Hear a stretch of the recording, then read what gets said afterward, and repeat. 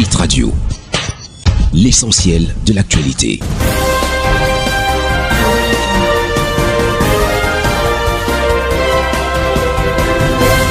Gislain Cougo. Bienvenue au bulletin d'information sur ITFM 103, fermeture de l'Institut Mission d'intégration et de développement pour l'Afrique MIDA. Les souscripteurs boudent les mesures du gouvernement.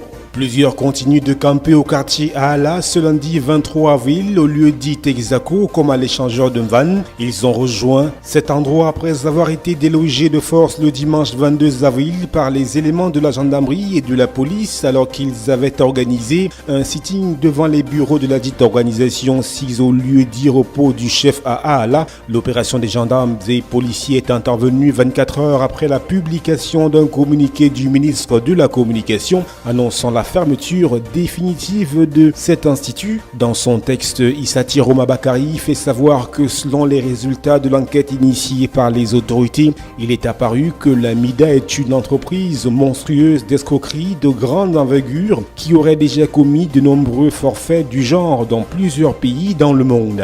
Plus de 36% de la population des régions de l'Est, du Nord, de l'Adamawa et de l'extrême Nord vit dans l'insécurité alimentaire. Sur une population d'environ 23 millions d'habitants, 3,9 millions de personnes sont en situation d'insécurité alimentaire au Cameroun. Selon le rapport au 31 mars 2018 de la représentation locale du Programme alimentaire mondial, à en croire les chiffres onusiens sur cette population confrontée à l'insécurité alimentaire, la situation de 211 000 personnes est particulièrement grave. Par ailleurs, cette population est concentrée dans les 3 régions septentrionales du pays, Nord, Extrême Nord, Adamawa et dans la région de l'Est. Ces 4 régions du Cameroun sont aussi depuis plusieurs années les plus pauvres du pays.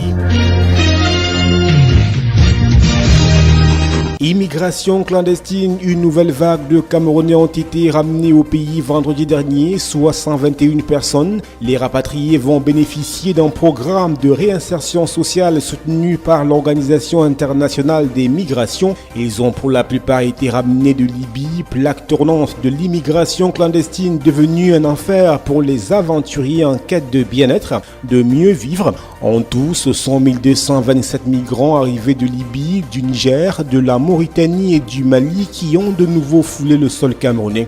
L'Organisation internationale des migrations assure pour eux la mise en place effective des projets. 180 sont déjà en activité. 590 dossiers de ceux qui sont prêts pour la réinsertion ont déjà été validés. Ils vont évoluer dans les domaines de l'agriculture, de l'élevage et du commerce. Santé publique, Yaoundé abrite depuis ce lundi 23 avril le congrès mondial de chirurgie endoscopique en gynécologie avec près d'1 millier de participants. Au menu des travaux d'une semaine, le débat sur les pathologies gynécologiques liées à la chirurgie endoscopique ainsi que le partage d'expériences et le transfert des technologies. Une plateforme pour les spécialistes du domaine d'examiner les mécanismes de prise en charge des pathologies gynécologiques par des pratiques modernes en chirurgie endoscopique. Les travaux feront l'objet de débats entre autres des problèmes d'infertilité, l'hystérioscopie opératoire, les adhérences pelviennes, la cancérologie, les fibromes, l'endométriose. Des thèmes pertinents pour l'Afrique où le taux de stérilité atteint 40% dans certaines zones, une stérilité causée dans la plupart des cas par des cancers gynécologiques. Dans le contexte global de montée en puissance de la chirurgie endoscopique tendant à remplacer 90% de la chirurgie plastique, selon les experts, l'Afrique se donne la mission dans ce congrès de s'arrimer à la modernité. Il s'agira au cours des travaux de franchir le pas de la théorie à la pratique grâce aux échanges d'expériences.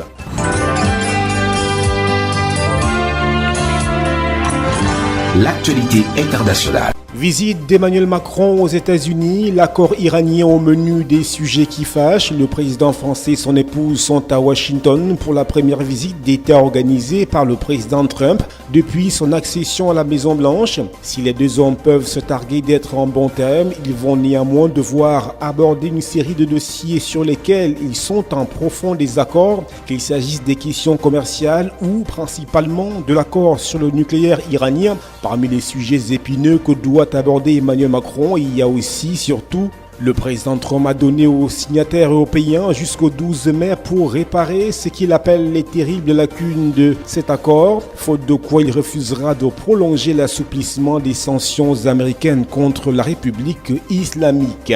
En Arménie, au 11e jour de manifestation antigouvernementale dans la capitale Erevan, Serge Sarkissian, le Premier ministre, a annoncé sa démission. Il est accusé par ses opposants de chercher à s'accrocher au pouvoir après 10 années passées à la présidence.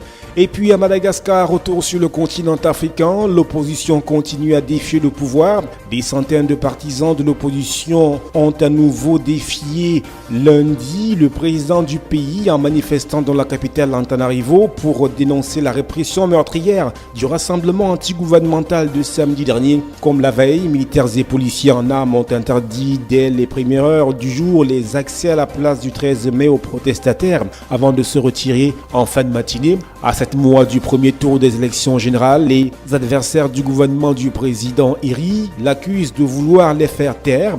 Ils dénoncent notamment l'adoption récente de nouvelles lois électorales qui, selon eux, visent à favoriser le pouvoir.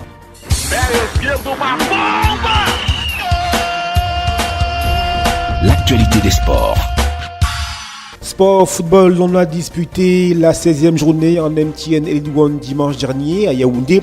Edding FC de l'Allée qui est tombé devant une Sport du Honkam, 1-3. AS Fortuna de Yaoundé a mordu la poussière face à Fouvou Club de Baham, 0-2. Jeu égal entre Union de Douala et Yon Sport de Bamenda, 0-0 à Limbé. Toujours à Limbé, New Star de Douala est venu à Bouddha PGS 1-0. Feu de Banjoun et Bambuto sont fait jeu égal 0-0. À Boïa, Asre et Loum se neutralisent 0 partout. Et puis à Melon, Stade Renard prend le dessus sur Dragon de Yaoundé, 1-0.